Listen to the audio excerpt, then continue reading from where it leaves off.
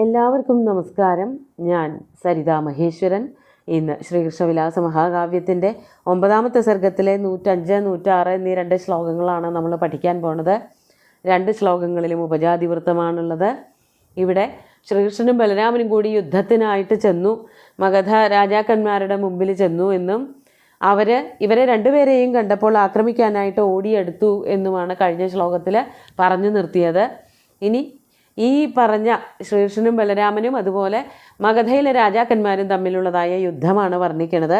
നമുക്ക് ആദ്യം 105ാമത്തെ ശ്ലോകം നോക്കാം.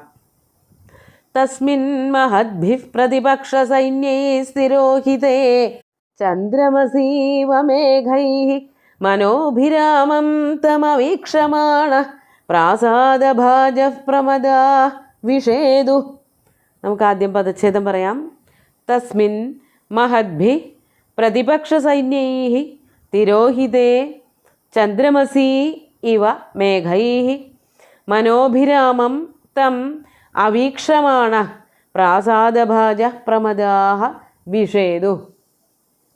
ഇവിടെ കഴിഞ്ഞ ശ്ലോകത്തിലൊക്കെ പറഞ്ഞു നിർത്തിയതിൻ്റെ തുടർച്ച തന്നെയാണ്, യുദ്ധം തന്നെയാണ് വർണ്ണിക്കുന്നത്. ഈ മഗധ രാജ്യക്കാരുടെയും യാദവന്മാരുടെയും യുദ്ധം കാണാൻ വേണ്ടിയിട്ട് പലരും വന്ന് നിൽക്കുന്നുണ്ടായിരുന്നു. രാജ്യത്തെ മറ്റ് രാജാക്കന്മാർ, ഭടന്മാർ, അവിടുത്തെ പുരന്ധ്രിമാർ, പുരസുന്ദരിമാർ, ദേവലോകത്തെ സുന്ദരിമാർ, അങ്ങനെ കുറേ പേരിത് കാണാൻ വേണ്ടിയിട്ട് ദേവലോകത്തെ സുന്ദരിമാരൊക്കെ മുകളിൽ ആകാശമാർഗത്തിൽ നിന്ന് കാണുന്നു. ഇവിടെ ഭൂമിയിലെ സുന്ദരിമാരും ഈ മാളികയുടെ മുകളിലൊക്കെ കയറി നിന്ന് യുദ്ധം കാണുന്നു. അവർ കണ്ണടയ്ക്കാതെ യുദ്ധം കണ്ടുകൊണ്ട് പരിഭ്രമിച്ച് ഇവർക്കൊക്കെ എന്തെങ്കിലും സംഭവിക്കുമോ എന്നൊക്കെ പേടിച്ച് നിൽക്കുകയാണെന്ന് പറഞ്ഞു. അപ്പോൾ ഈ 2 കൂട്ടരും ഒരുപോലെയായി, ദേവസുന്ദരിമാരും ഭൂമിയിലെ സുന്ദരിമാരും ഒരേപോലെയായി, കണ്ണടയ്ക്കാതെ അനിമേഷകളായിട്ട് കണ്ണടയ്ക്കാതെ ഇങ്ങനെ യുദ്ധം നോക്കി കാണുമ്പോൾ ഇവർ തമ്മിലുള്ളതായ ഭേദം മനസ്സിലാവാതെയായി എന്നൊക്കെ കവി ആദ്യം വർണ്ണിക്കേണ്ടായി. ഇവിടെയും സുന്ദരിമാരെ പറ്റിയിട്ട്, പുരന്ധ്രിമാരെ പറ്റിയിട്ടൊക്കെയാണ് പറയണത്. നമുക്ക് അന്വയത്തിലേക്കും അർത്ഥത്തിലേക്കൊക്കെ കടക്കാം. മഹദ്ഭി പ്രതിപക്ഷ സൈന്യൈഹി. മഹത്തായ എന്ന് പറഞ്ഞാൽ അത്രയ്ക്കും വലുതായ എന്നർത്ഥം. വലിയൊരു സൈന്യ സമൂഹം തന്നെയാണ് ശ്രീകൃഷ്ണനെയും ബലരാമനെയും ആക്രമിക്കാനായിട്ട് മഗധദേശത്തു നിന്ന് വന്നത്. അതാണ് മഹദ്ഭി. പ്രതിപക്ഷ സൈന്യൈഹി. പ്രതിപക്ഷം ശത്രുപക്ഷം മഗധദേശം. അവിടുത്തെ സൈന്യങ്ങളാൽ, ആ സൈന്യങ്ങൾ വന്നിട്ട് ഇവർക്ക് ചുറ്റും അങ്ങോട്ട് വന്നു നിന്നു. അപ്പോൾ അവരെ ആരെയും കാണാനില്ലാതെയായി. അപ്പോൾ അത് ആ കാണാനില്ലാതെ ആയത് എങ്ങനെയാണെന്നുള്ളതിൻ്റെ ഒരു ഉപമയാണ് ഇവിടെ പറയണത്. മേഘൈഹി ചന്ദ്രമസി ഇവ അവീക്ഷമാണ്, തിരോഹിതേ അവീക്ഷമാണ്. അപ്പോൾ മഹദ്ഭി പ്രതിപക്ഷ സൈന്യൈഹി കൃഷ്ണയെ അവീക്ഷമാണേ എന്നാണ് പറയേണ്ടത്. കൃഷ്ണനും ബലരാമനും ഒക്കെ ഈ വലിയ സൈന്യത്തിൻ്റെ ഉള്ളിൽ പെട്ടത് കൊണ്ട് ആർക്കും കാണാൻ പറ്റില്ല, വിശിഷ്യ സ്ത്രീകൾക്ക് ഒട്ടും കാണാൻ പറ്റാതെയായി. അത് ഒരു ഉപമ കൊണ്ട് പറയാണ്. മേഘൈഹി ചന്ദ്രമസി ഇവ. മേഘങ്ങളാൽ ചന്ദ്രക്കല എന്നതുപോലെ, അല്ലെങ്കിൽ ചന്ദ്രൻ എന്നതുപോലെ, ചന്ദ്രമസി ഇവ തസ്മിൻ തിരോഹിതേ. തസ്മിൻ കൃഷ്ണയെ തിരോഹിതേ. കൃഷ്ണൻ മറയ്ക്കപ്പെട്ടപ്പോൾ ഈ സൈന്യത്താൽ കൃഷ്ണനും ബലരാമനും, വിശിഷ്യ കൃഷ്ണൻ മറയ്ക്കപ്പെട്ടപ്പോൾ, ഏതുപോലെ കറുത്തിരുണ്ട മേഘങ്ങളാൽ ചന്ദ്രൻ അമ്പിളിക്കല മറഞ്ഞു പോയതുപോലെ മറയ്ക്കപ്പെട്ടപ്പോൾ പ്രാസാദഭാജ പ്രമദാഹ.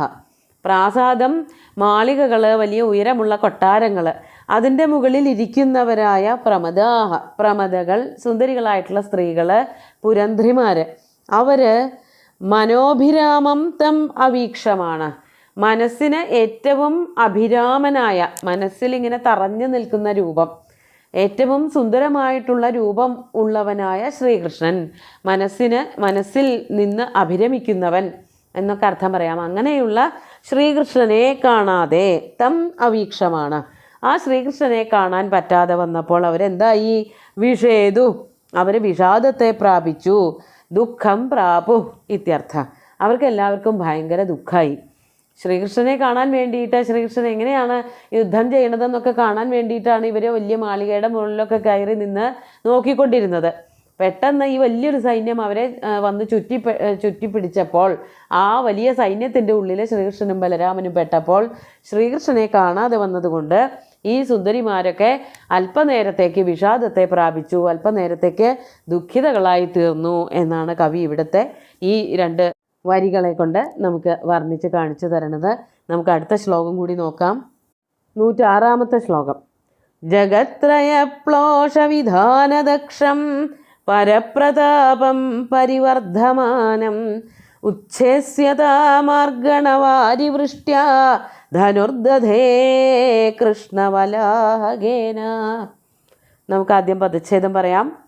ജഗത്രയപ്ലോഷവിധാനദക്ഷം പരപ്രതാപം പരിവർദ്ധമാനം ഉച്ഛേസ്യതാ മാർഗണവാരിവൃഷ്ട്യാ ധനു ദധേ കൃഷ്ണവലാഹകേന.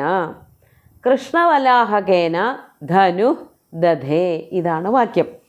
കൃഷ്ണവലാഹകം, കൃഷ്ണനാകുന്ന വലാഹകം, വലാഹകം മേഘം, വലാഹകത്താൽ കർമ്മണി പ്രയോഗമാണ്.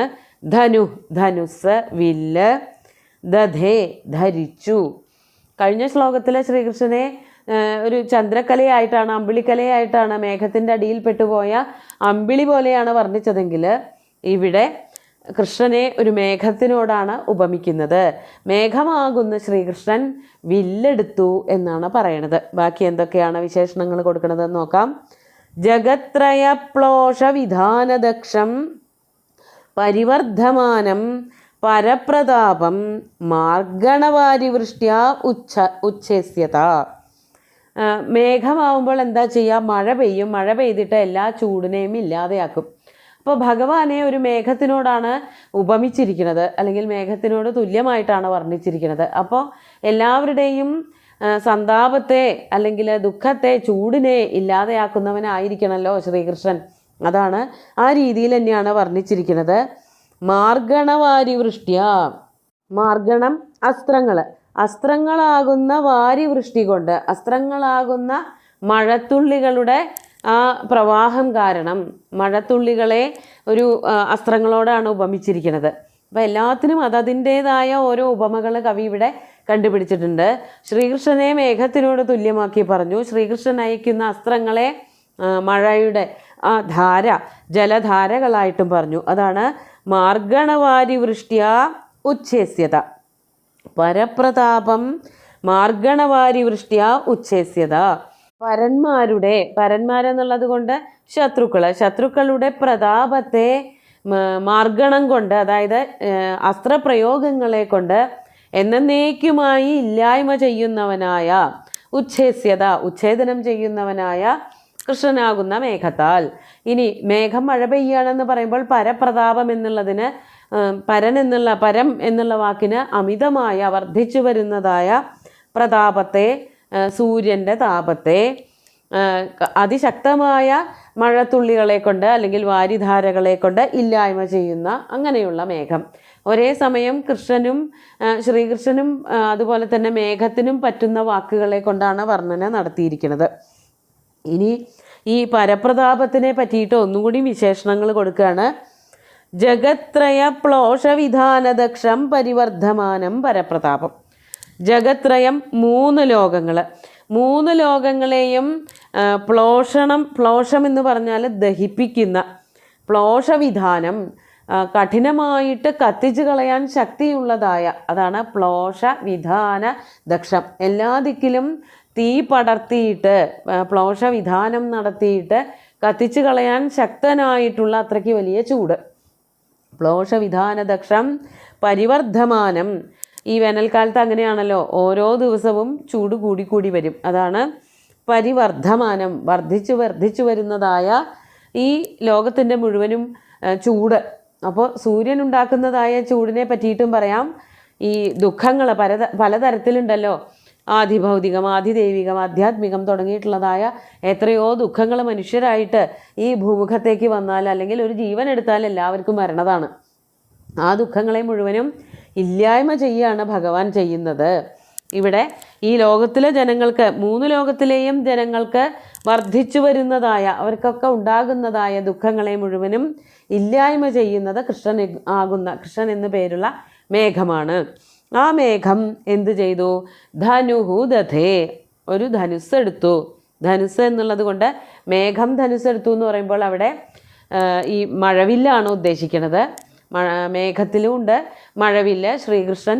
സാധാരണ ശ്രീകൃഷ്ണൻ യുദ്ധത്തിൽ അല്ലെങ്കിൽ ശത്രുക്കളെയൊക്കെ ആക്രമിക്കുമ്പോൾ ഏതൊരു വില്ലാണോ ഉപയോഗിക്കുന്നത് ആ വില്ല് തന്നെ എടുത്തു. നമ്മൾ കഴിഞ്ഞ അധ്യായത്തിൽ പല ഭാഗങ്ങളിലും കണ്ടു, ശ്രീകൃഷ്ണൻ സാന്ദീപനിയുടെ പുത്രനെ അന്വേഷിച്ചു പോയപ്പോൾ യുദ്ധം ചെയ്തു എന്നൊക്കെ. അപ്പോൾ ഒക്കെ ഉപയോഗിച്ച ആ വില്ല് തന്നെ ഉപയോഗിച്ചുകൊണ്ട് യാദവന്മാരുടെ ഒപ്പം നിന്നുകൊണ്ട് മഗധ സൈന്യത്തിനെതിരായിട്ട് യുദ്ധം ചെയ്യാൻ തുടങ്ങി. എപ്രകാരമാണോ വലിയൊരു മേഘം വാരിധാരകളെ കൊണ്ട് ഭൂമിയുടെ സന്താപത്തെ ഇല്ലായ്മ ചെയ്യുന്നത്, അതുപോലെ ശ്രീകൃഷ്ണൻ വില്ലെടുത്ത് അസ്ത്രങ്ങൾ പ്രയോഗിച്ചുകൊണ്ട് എല്ലാവരുടെയും, പ്രത്യേകിച്ച് ഈ പരന്മാരുടെ ശത്രുക്കളുടെ പ്രതാപത്തെ ഇല്ലായ്മ ചെയ്തു എന്നാണ് ഇവിടെ വർണ്ണിക്കുന്നത്. ശ്രീകൃഷ്ണനെ മേഘത്തോട് ഉപമിച്ചു, അതുപോലെ അസ്ത്രങ്ങളെ വാരിധാരയോട് ഉപമിച്ചു. ശത്രുക്കളുടെ പ്രതാപം എന്നുള്ളത് പരപ്രതാപം എന്നുള്ള അർത്ഥം, വർദ്ധിച്ചു വരുന്ന ദുഃഖം എന്നുള്ളത് മറ്റൊരർത്ഥം. അതുപോലെ തന്നെ മേഘത്തിൻ്റെ കയ്യിലുണ്ട് വില്ല്, ശ്രീകൃഷ്ണൻ്റെ കയ്യിലുണ്ട് വില്ല്. അങ്ങനെ വില്ലു കുലച്ചുകൊണ്ട് യുദ്ധത്തിനായിട്ട് പുറപ്പെട്ടു എന്നാണ് ഈ 2 ശ്ലോകങ്ങളിലും കവി വർണ്ണിക്കുന്നത്. നമുക്ക് ശ്ലോകങ്ങൾ ഒന്നുകൂടി ചൊല്ലി നോക്കാം. തസ്മിൻ മഹദ്ഭിഃ പ്രതിപക്ഷ സൈന്യൈ സ്ഥിരോഹിതേ ചന്ദ്രമസീവ മേഘൈഃ മനോഭിരാമം തമവീക്ഷമാണ പ്രാസാദഭാജഃ പ്രമദാ വിഷേദു ജഗത്രയപ്ലോഷവിധാനദക്ഷം പരപ്രതാപം പരിവർദ്ധമാനം ഉച്ഛേസ്യതാമാർഗണവാരിവൃഷ്ട്യാ ധനുർദധേ കൃഷ്ണവലാഹകേന. 2 ശ്ലോകങ്ങളിലും അലങ്കാര പ്രയോഗങ്ങളൊക്കെ നടത്തിയിട്ടുള്ളത് കൊണ്ട് സുന്ദരമായിട്ടുള്ള ശ്ലോകങ്ങളാണ്. ഈ വീരരസം തുളുമ്പുന്ന 2 ശ്ലോകങ്ങളും ഭഗവാന്റെ കാൽക്കൽ അർപ്പിച്ചുകൊണ്ട് ഗുരുവായൂരപ്പനെ സാഷ്ടാംഗം നമസ്കരിച്ചുകൊണ്ട് എല്ലാവർക്കും ശുഭദിനം നേർന്ന് നിർത്തട്ടെ. നന്ദി.